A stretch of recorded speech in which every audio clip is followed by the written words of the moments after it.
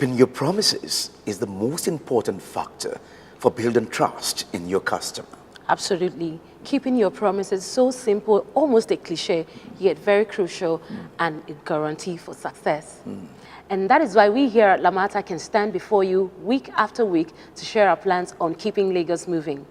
No matter how high the hurdles or grave the challenges, we keep our words. Case in point, in January 2015, we promised that the ongoing work at the Mile 12 area of Lagos State will result in the easing of traffic along that corridor come February 2016. On today's show, we'll review how far we've come in keeping that promise. But first, we'll take the news highlights. I am Obafemi Craig. I am Kate Harmony. Welcome to Lamata Half Hour.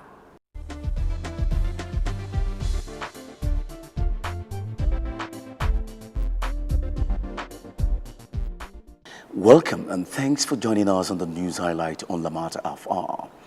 The implementation of a world-class integrated public transport system for the city of Lagos will be given paramount place of importance by the Governor, Akiomi Ambode-led administration in Lagos. Mr. Iyola Adegboye, the acting managing director of Lagos Metropolitan Area Transport Authority Lamata, reiterated this commitment in Lagos recently.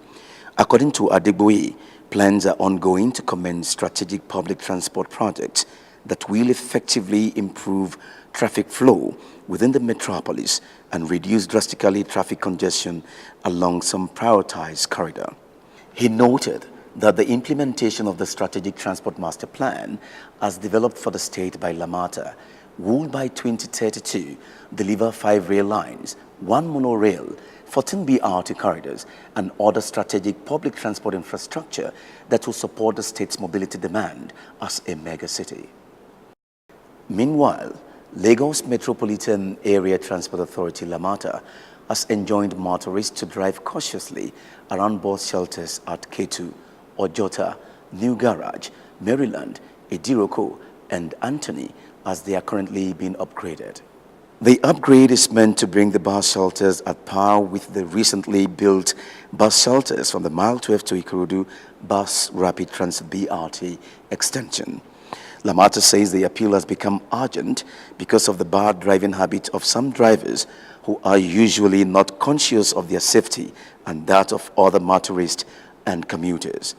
According to the Director of Public Transport Lamata, Engineer Gbenga Dairu, enough warning signs had been placed at strategic locations to warn motorists of the construction ahead. He admonished motorists and patrons of the BRT to exercise patience as the upgrade is ongoing, saying on completion of the upgrade, commuters will have comfortable, spacious, commuter-friendly stops that meet their transport needs. And that ends the news update.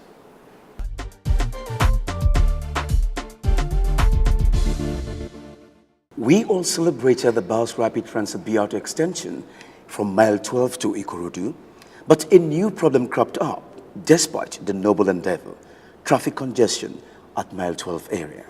Traffic caused by pedestrians crossing both sides of the road with heavy luggage, cart pushers, and other heavy purchases from the market, causing vehicular traffic to slow down.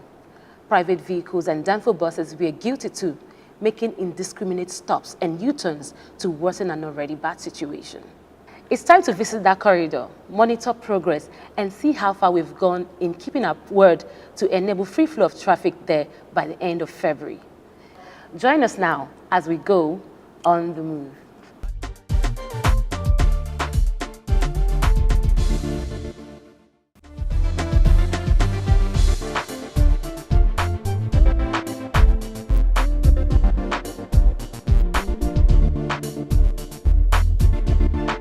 The Mile 12 Traffic Congestion Intervention Project by the Lagos State Government through the Lagos Metropolitan Area Transport Authority Lamata started sometime December 2015.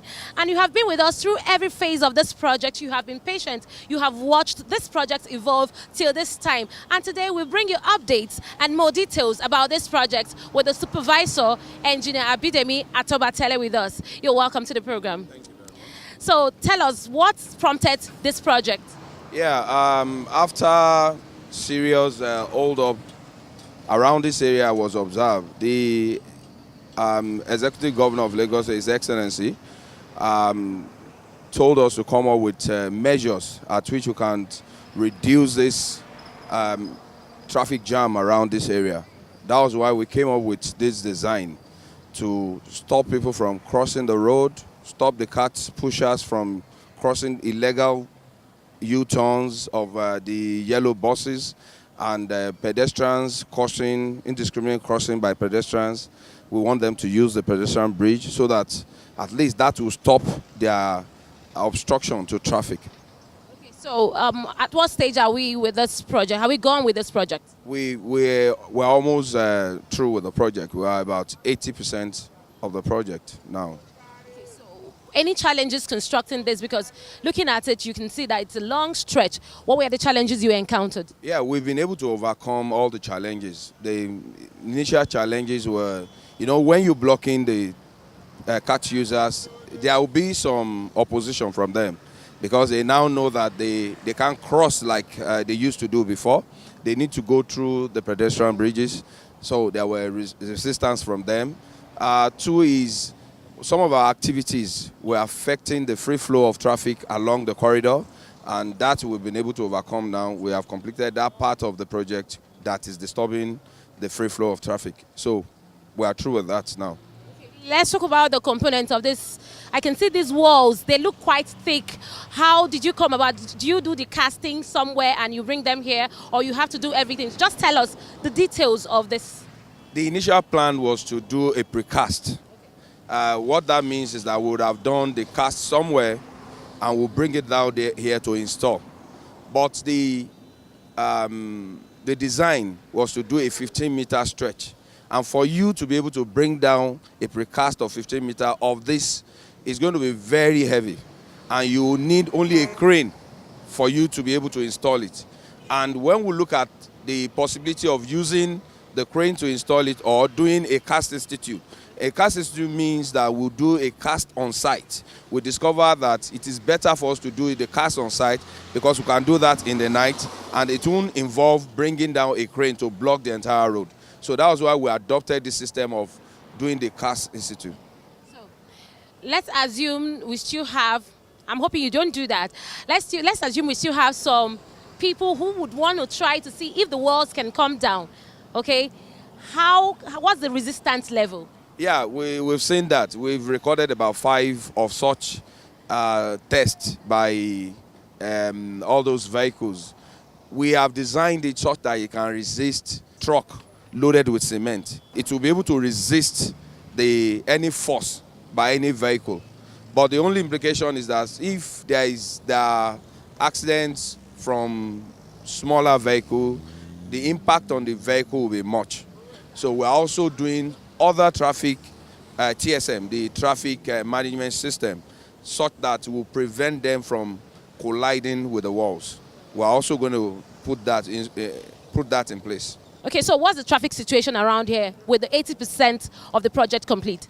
Since we've been able to stop the pedestrian doing indiscriminate crossing, we've been able to stop the cart pushers from crossing the road at any place they want. We've been able to stop illegal U-turn on this road. We've been able to stop even the street trading on this main carriageway. We've been able to stop the yellow buses from picking passengers on the main carriageway. So this, if you remove all this from all the things causing the hold-ups in the past, you will discover that we've been able to prevent all those things by 80%.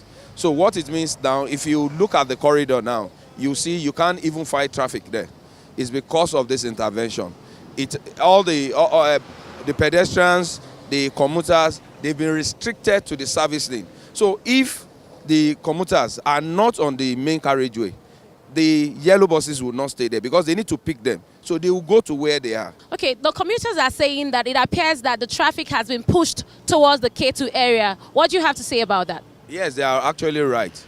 This is more like a pilot scheme for this project. When we came up with our survey, we discovered that you have much of the activity at mile 12. About 80% of the causative things that cause the hold-ups, they are actually from mile 12, about 80%. 20% from K2.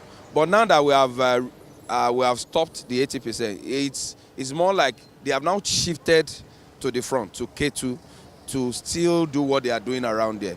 I'm sure that the management that will see this will also review this, because this is more like a pilot scheme. So we'll see the possibility of extending this project to K2 too. Okay, any other measure to at least watch out for the people who would still want to attempt to cross over the walls? Do you have any measure, like any task force looking out for them?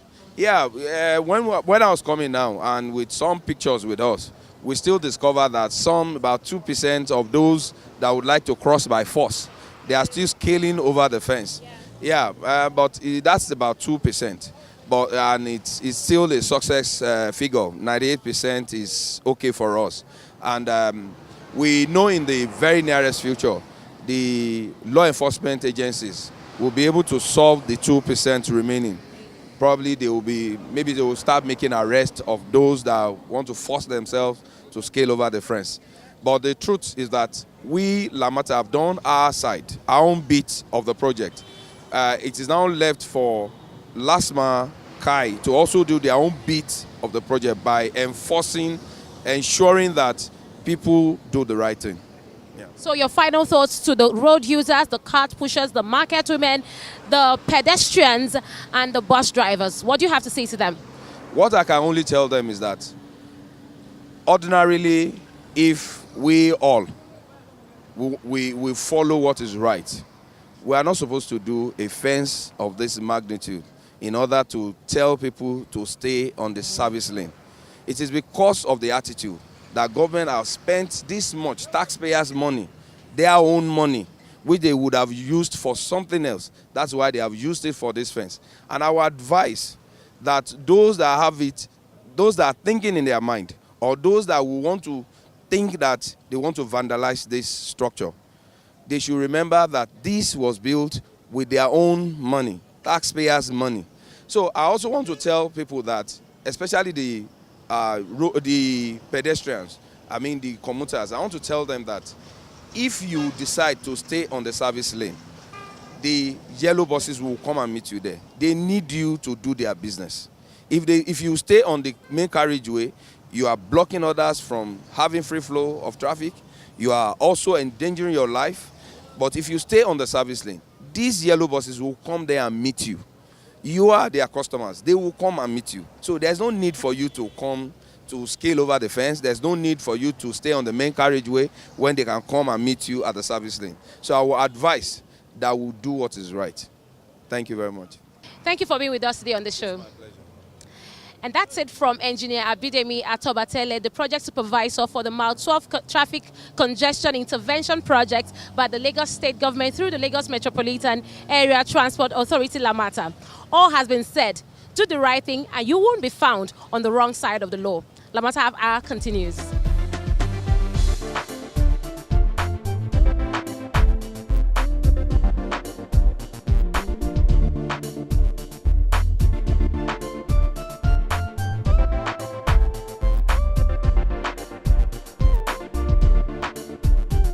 Lamata's transportation concerns extend to non-motorized transport.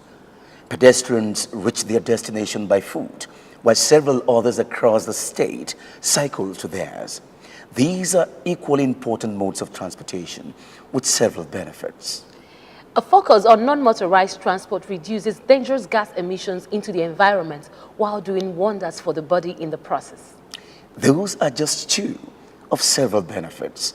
That's why Lamata partnered with the United Nations Environment Program, UNEP, to discuss the benefits of non-motorized transportation and explore the avenues of making them more available in Lagos State. One area of transportation that we have neglected for so long is the non-motorized components of public transportation. I think that is true. The advent of motor vehicles has relegated walking and to a large extent cycling to the background in spite of the health benefits of non-motorized means of transportation. That takes me to the benefits of non-motorized transportation. Distinguished ladies and gentlemen and stakeholders, One of the ways for us to start will be for us to promote the numerous benefits of associated with the mode of transportation as we prepare to invest hugely in putting in place infrastructure to promote its use. Activities such as walking, cycling are the basic forms of non-motorized transportation with huge social, health, and environmental and economic benefits. For instance, walking some distance daily offers individuals the opportunity of exercising, which contributes to healthy well-being, especially in a climate as ours, where we hardly make out time to exercise. If you look at a country like Britain, compared to United States of America, even in Britain, if you don't want to walk, the way the transportation system has been designed, the public transportation there, at least in a day, you have to walk between 10 to 15% when you go out, except for people that have cars. Because if you are trying to connect from one mode of transportation to another, you have to walk some distances. And if you look at the rate of obesity in UK compared to US, you can see the gap. In US, they spend billions. In fact, last year, I understand they spent about 7.2 billion US dollars with respect to obesity-related ailments.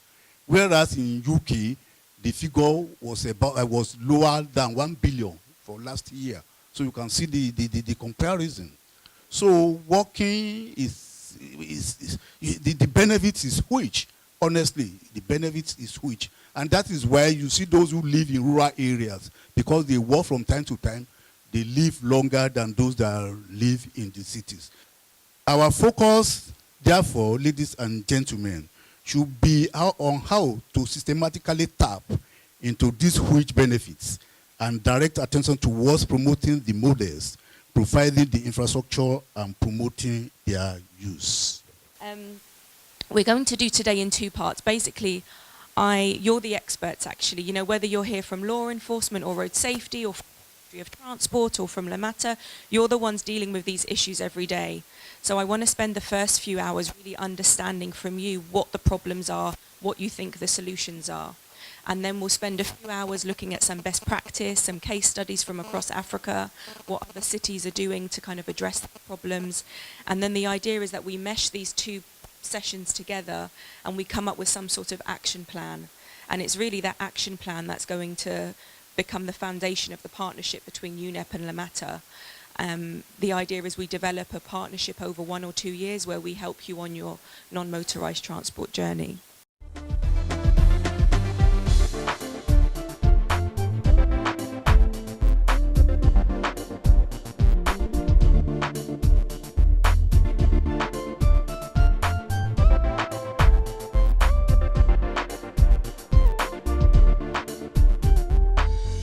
Non-motorised transport is very important in the bigger scheme of transportation because it's part of a wider urban integrated transport system planning. And basically the majority of the people in Lagos, 30% of the population, are actually walking. So it's important that you provide for their needs by giving them good non-motorised transport options. We're expecting that people that are involved in designs of our roads will incorporate non-motorized transport in the design, and that there is a state strategic master plan for Lagos State, of which non-motorized transportation is an integral part, and we are expecting that this plan will be implemented to the latest. So those are our conclusions. Thank you. Someone said they want to understand, well, I think this is the banker, why should we fund non-motorized transport? So he's trying to understand why we should fund it. I mean, what's the big deal? So I think that's important, that we get him to understand the benefits, etc. Someone wants to understand how we can actually put together a policy guidance so that people understand the importance of non-motorized transport, what they need to do when they're implementing their projects. There need to be some guidelines, etc. We have to redesign our roads to accommodate non-motorized transportation. Those that are doing walking, those that are doing jogging, skating, cycling. If you look at our roads, they are not really meant for all this. We have to redesign them. The security aspect, that is the safety level that involved in NMT. You see somebody jogging early in the morning, and before you know it, you say maybe a particular vehicle knock him down on the road. In Nigeria, it has happened in Lagos here before. How do we cope with all these things? It should be part of our legislation. Thank you. What I want you to do is please come and take 3 sticky notes, and based on your group discussions and what you've heard in the wider group, what do you personally think are the 3 biggest problems that we need to solve today? And then write them down, be as specific as you can, and you'll see around the room there's some flip chart paper: safety and security issues, design, construction, project infrastructure, institution, governance, political issues, policy, strategy, planning issues, social issues, human behaviour, and there's an other miscellaneous at the back. So they can be all from the same subject, they can be different, but just write them down and stick them wherever you think they belong.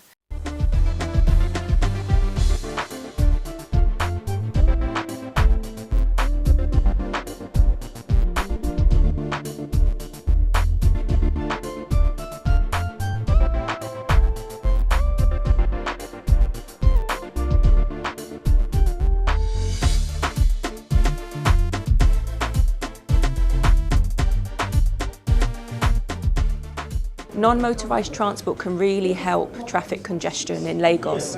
If you look at the city at the moment, it's in gridlock for much of the day, and part of that is because people are using their cars even for very short journeys where they could walk.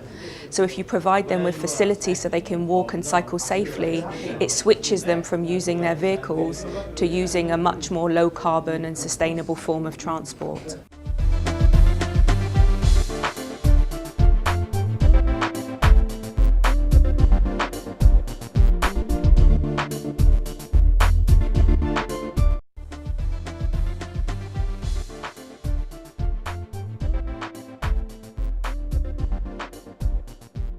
Welcome back.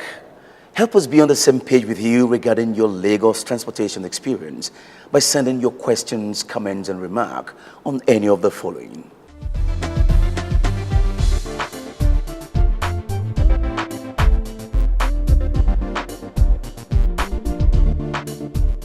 Thank you for joining us today on this episode. A word to pedestrians: use the footbridges. They are provided to keep you safe, alive, and free from vehicular accidents. Yes, we can understand that it's faster to cross the road, but if your goal is to reach your destination, better you arrive late than end up being delayed. I am Obafemi Craig. I am Kate Harmony. Lamata. Keeping Lagos moving.